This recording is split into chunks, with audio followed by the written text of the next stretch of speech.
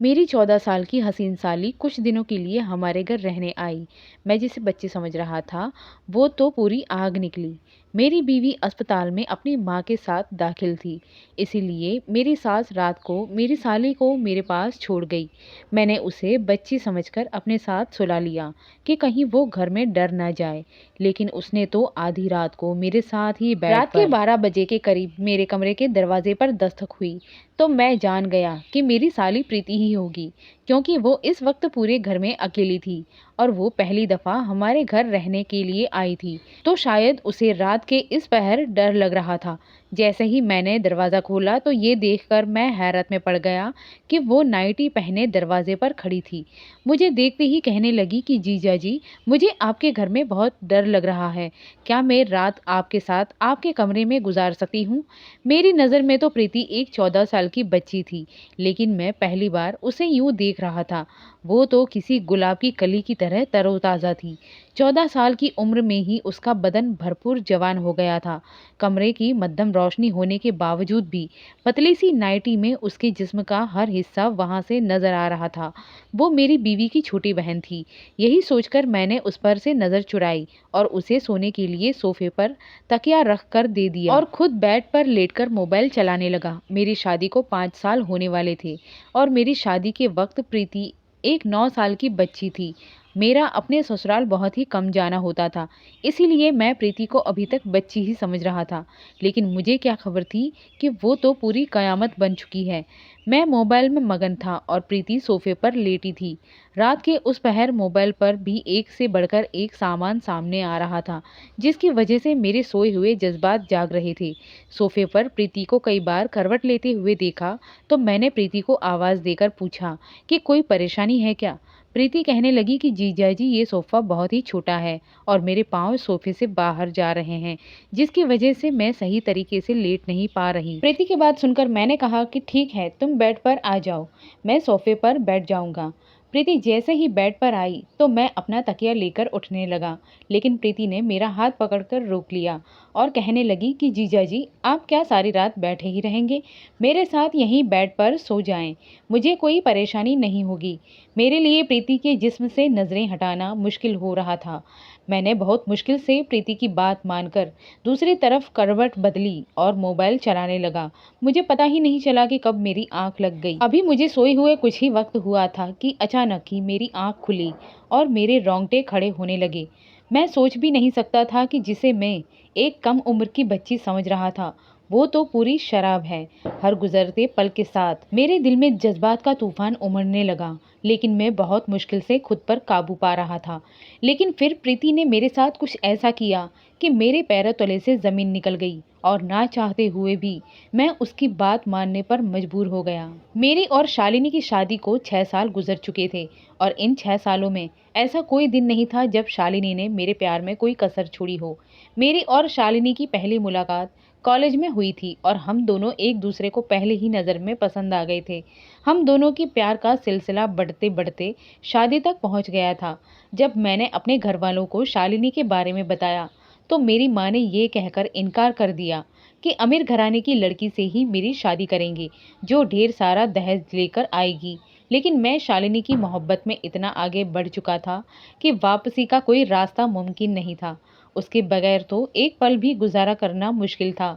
हम दोनों अपनी ही मोहब्बत में सारी हदें पार करते हुए तमाम रिश्ते कायम कर चुके थे। कॉलेज में जाने के बाद हम दोनों एक दूसरे का हाथ पकड़कर वापस बाहर निकल जाते और कॉलेज के पीछे बने हुए छोटे छोटे होटलों में एक दूसरे के साथ वक्त गुजारते। मैंने अपनी माँ को मनाने की बहुत कोशिश की, लेकिन वो किसी भी सूरत में इस शादी के लिए राज़ी ना हुई और मैं शालिनी के साथ भागकर शादी कर ली।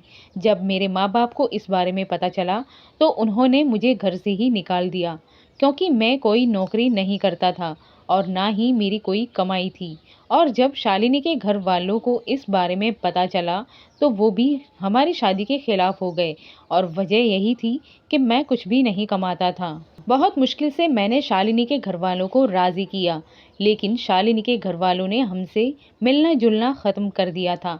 काफ़ी अरसे तक मैं और शालिनी गरीबी वाली ज़िंदगी गुजारते रहे, लेकिन जैसे ही मेरी नौकरी लगी और मेरे हालात कुछ बेहतर हुए तो शालिनी ने अपने घर वालों से मिलना जुलना शुरू कर दिया।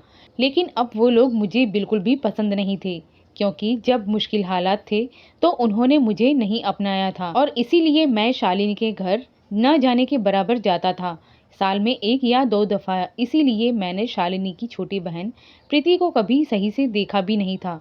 ना ही मैं इस बात से वाकिफ़ था कि वो अब 14 वर्ष की एक खूबसूरत लड़की बन चुकी है।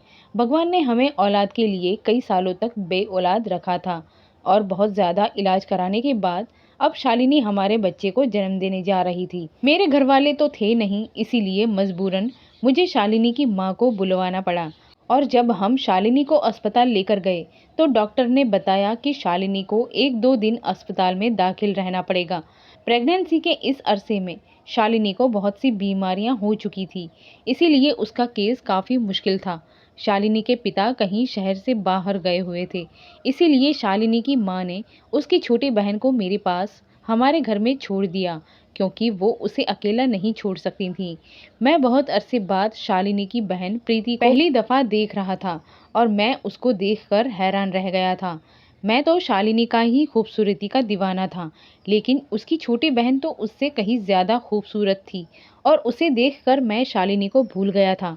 प्रीति ने शालिनी की गैर मौजूदगी में घर के सारे कामकाज बहुत अच्छे से संभाल लिया था और मुझे बिल्कुल महसूस नहीं हुआ कि शालिनी घर में नहीं है। उसने सारे घर को सलीके से साफ सुथरा करके सोने की तैयारी शुरू की, तो मैं भी अपने कमरे में चला गया। लेकिन थोड़ी ही देर बाद जब कमरे के दरवाजे पर दस्तक हुई तो मैं जान गया कि प्रीति आई है।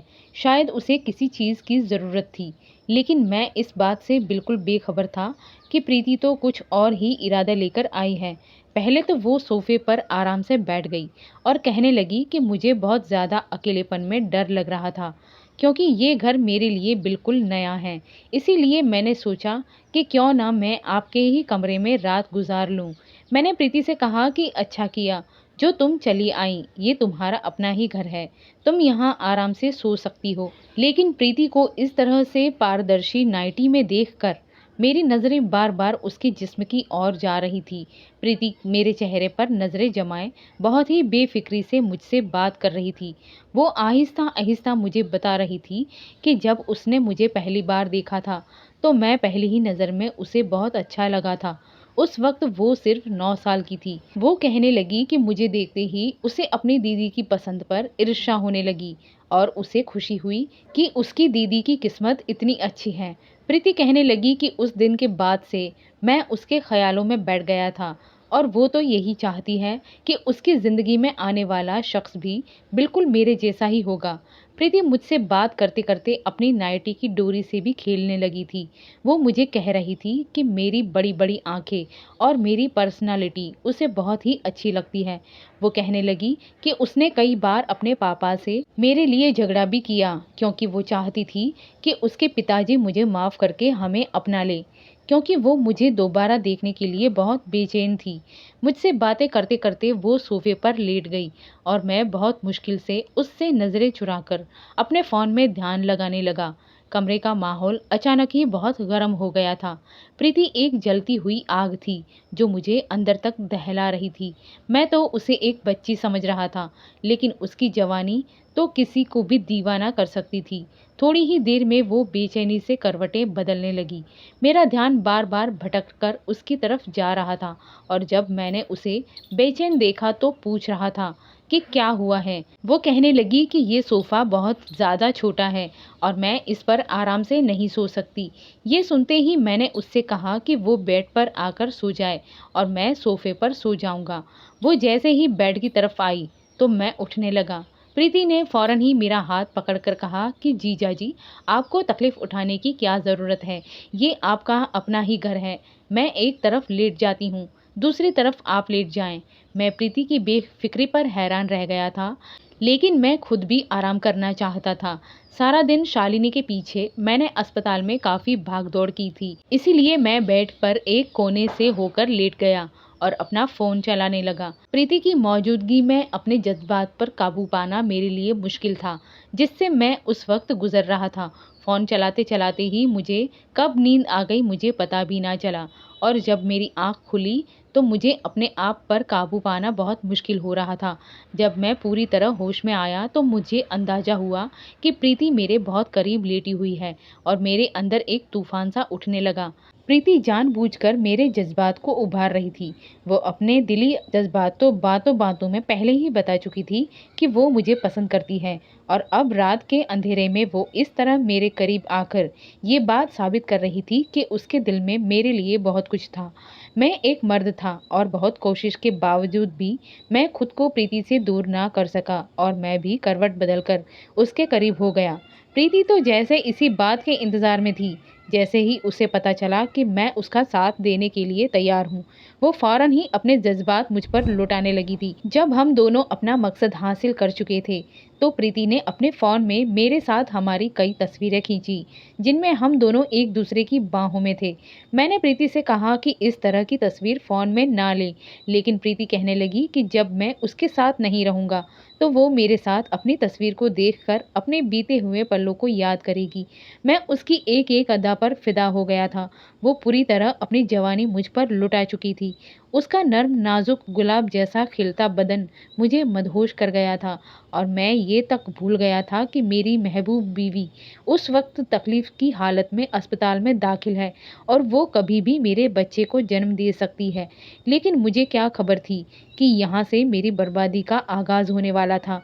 जैसे ही मैं हॉस्पिटल जाने के लिए निकलने लगा, प्रीति ने मुझे आवाज़ देकर रोका और मेरे करीब आकर मुझे अपनी बाहों में भर लिया और मुझे चूमते हुए कहने लगी कि आप जाते जाते मुझे कुछ पैसे दे जाएं, मुझे बाजार जाना है। प्रीति की बात सुनते ही मैंने बटुए से हजार हजार के 5 नोट निकालकर प्रीति को दे दिए। मेरे हाथों से नोट लेकर उसके चेहरे पर एक मासूम सी मुस्कुराहट बिखर गई। मैं सारा रास्ता खुशी खुशी जब अस्पताल पहुंचा तो मेरी बीवी शालिनी की हालत बहुत खराब थी। डॉक्टर ने बताया कि शालिनी जिंदगी और मौत के बीच झूल रही है और कभी भी कुछ भी हो सकता है। शालिनी की माँ भी बहुत ज़्यादा परेशान थी, जबकि अस्पताल जाकर मेरी हालत भी खराब हो गई थी। सारा दिन मैं शालिनी के साथ रहा, लेकिन शालिनी की हालत पहले से बेहतर ना हुई। डॉक्टर ने कहा कि कुछ दिन शालिनी को और अस्पताल में रखना होगा। ये सुनकर ना जाने क्यों मुझे अजीब सा सुकून महसूस हुआ कि वो जितने दिन अस्पताल में रहती, मुझे प्रीति के साथ वक्त गुजारने का मौका मिल जाता। मैंने डॉक्टर से कहा कि मेरे बच्चे को कुछ नहीं होना चाहिए। डॉक्टर ने मुझे तसल्ली दी। मैं रात तक अस्पताल में रहा और रात के वक्त मैं शालिनी की माँ से ये कहकर घर वापस आ गया कि प्रीति घर पर अकेली होगी, अब मुझे वापस जाना चाहिए, क्योंकि अस्पताल में शालिनी के साथ किसी औरत को ही रुकने की इजाज़त थी। इसीलिए शालिनी की माँ का रहना बहुत ज़रूरी था। मैं जब अस्पताल से घर वापस लौटा तो प्रीति बहुत ही खुश थी। उसने बहुत सारी खरीदी की थी और वो मुझे एक एक करके सारे कपड़े पहनकर दिखा रही थी। उसे मुझसे बिल्कुल भी शर्म महसूस नहीं हो रही थी। वो बहुत आराम से मेरे सामने बिना किसी दुपट्टे के बेझिझक घूम रही थी। उसके कपड़े जिस्म पर इस कदर फिट थे कि सब कुछ वहाँ से नज़र आ रहा था। वो बार बार मेरे करीब आती और मैं अपने होश खोने लगता। अचानक ही वो मुझसे पूछने लगी कि मैं शालिनी दीदी की अलमारी खोलकर देख सकती हूँ क्या? मैंने प्रीति से कहा कि इसमें भला पूछने की कौन सी बात है, तुम्हारी दीदी की ही तो अलमारी है। उसने कहा कि फिर मुझे चाबी दीजिए। मैंने उसे चाबी दे दी और वो शालिनी की अलमारी खोलकर एक एक चीज़ देखने लगी और शालिनी जो कपड़े मेरे लिए रात को पहनती वो निकाल निकाल कर मुझे दिखाने लगी और मुझसे पूछने लगी कि इसमें से आपको कौन सा पसंद है। मैंने एक छोटी सी नीली रंग की नाइटी हाथ पर रखा और उसे कहा कि ये शालिनी पर बहुत जचती है। ये सुनते ही प्रीति वो नाइटी उठाकर कमरे से निकल गई और जब काफ़ी देर बाद वापस आई तो मेरी आंखें हैरत से खुली की खुली रह गई। वो शालिनी की नाइटी पहने उससे भी कहीं ज़्यादा हसीन लग रही थी। अचानक ही वो मेरे आगे आकर मुस्कुराते हुए पूछने लगी कि मेरे बदन पर ज़्यादा जच रही है या दीदी पर ज़्यादा जचती है। ये सुनते ही मैंने उसे अपनी बाहों में भरा और बहुत मोहब्बत से उसे कहा कि ये तुम पर बहुत खूब लग रही है। शालिनी तो ये पहनकर इतनी अच्छी नहीं लगती जितनी तुम लग रही हो। मैंने उसके हाथ में पकड़ा मोबाइल लेकर साइड पर रख दिया और खुद उस पर अपनी मोहब्बत लुटाने लगा। उसे उस नाइटी में देखकर मैं तो बिल्कुल ही बेकाबू हो गया था। मैं सोच भी नहीं सकता था कि 14 साल की उम्र में भी कोई लड़की हुस्न की देवी हो सकती है, लेकिन इधर तो हुस्न की सारी हदें पार कर रही थी। इसका पूरा ही बदन बहुत हसीन था और मैं हर गुजरते पल के साथ उस पर हावी होता जा रहा था। सारी रात उस पर अपने जज्बात लुटाने के बाद जब मैं सुबह अस्पताल पहुंचा तो मुझे पता चला कि मेरी बीवी ने अभी अभी एक मुर्दा बच्चे को जन्म दिया है। ये सुनकर तो मेरी हालत खराब हो गई। मेरी बीवी की हालत भी बहुत ज़्यादा खराब थी और डॉक्टर उसे ठीक करने की पूरी कोशिश कर रहे थे। शाम तक शालिनी की हालत कुछ बेहतर हुई तो उसे अस्पताल से छुट्टी मिल गई। मुझे अपने बच्चे की मौत का बहुत दुख था। मैं शालिनी को संभालते हुए घर ले आया। शालिनी को देखकर प्रीति का चेहरा उतर गया था। उसने एक अजीब सी नज़र शालिनी पर डाली थी और कमरे में चली गई। मैंने शालिनी को कमरे में लाकर लेटा दिया था और उसकी माँ ने मुझे शालिनी की दवाइयाँ बताने लगी। मैं शालिनी की माँ के साथ हॉल में बैठा उनकी बातें सुन रहा था कि जब मैंने प्रीति को शालिनी के पास जाते हुए देखा तो मुझे डर लगने लगा था, लेकिन मैं जानता था कि प्रीति ऐसी कोई बात शालिनी के आगे नहीं कहेगी। थोड़ी देर में प्रीति वापस आई और अपनी माँ से कहने लगी कि चलिए माँ, अब अपने घर वापस चलते हैं। वो दोनों वापस घर चले गए। मैंने प्रीति को आखिरी बार अलविदाई नज़रों से देखा क्योंकि मैं जानता था कि अब हम दोनों का मिलना बहुत मुश्किल है। प्रीति को जाता देख मैंने एक ठंडी आह भरी थी। थोड़ी देर बाद जब मैं दूध का गिलास लिए अपने कमरे में पहुंचा तो शालिनी गुमसुम सी बैठी हुई थी। मैंने उसे कहा कि कोई बात नहीं, अगर एक औलाद चली भी गई तो हमें भगवान दोबारा औलाद देगा। मेरी बात सुनकर शालिनी ने मुझे बहुत अजीब नज़रों से देखा और कहने लगी, जो मैंने खो दिया है उसे दोबारा पाना मुमकिन ही नहीं। शालिनी के लहजे ने मुझे चौंका दिया था। मैं उसके आगे ही बैठ गया और उसे कहने लगा कि ऐसे बात क्यों कर रही हो। शालिनी कहने लगी कि प्रीति मेरी सगी बहन नहीं है, बल्कि वो मेरी बुआ की बेटी है, जिसे बुआ की मौत के बाद पापा हमारे घर ले आए थे। लेकिन प्रीति को बचपन से ही मुझसे बहुत नफरत थी क्योंकि घर में हर चीज़ मेरी थी और उसे वो हर चीज़ चाहिए होती जो मेरे पास होती। पापा ने कभी उसे किसी चीज़ की कमी महसूस ना होने दी, लेकिन उसके बावजूद भी वो मुझसे चिढ़कर रहती थी। उसकी नज़र उस हर चीज़ पर होती जो पापा मेरे लिए लाते या जिसे मैं पसंद करती। जब मेरी तुमसे शादी हुई तो तुम मेरे घर आना जाना नहीं करते थे और मुझे इस बात की तसल्ली थी कि वो तुम पर अपनी नज़रें नहीं जमाएगी, लेकिन मुझे अंदाज़ा नहीं था कि वो मेरी गैर मौजूदगी में इतनी आगे बढ़ चुकी थी कि उसने तुम्हें मुझसे छीनने के लिए वो सब कर दिया जिसके बारे में मैं सोच भी नहीं सकती थी। शालिनी की आंखों से आंसू बह रहे थे और वो मुझसे कह रही थी कि प्रीति ने जाने से पहले मुझे वो सारी वीडियो दिखा दी है और तस्वीर भी दिखा दी जिनमें हम दोनों एक साथ थे। शालिनी की बात सुनकर मैं सदमे में आ गया था।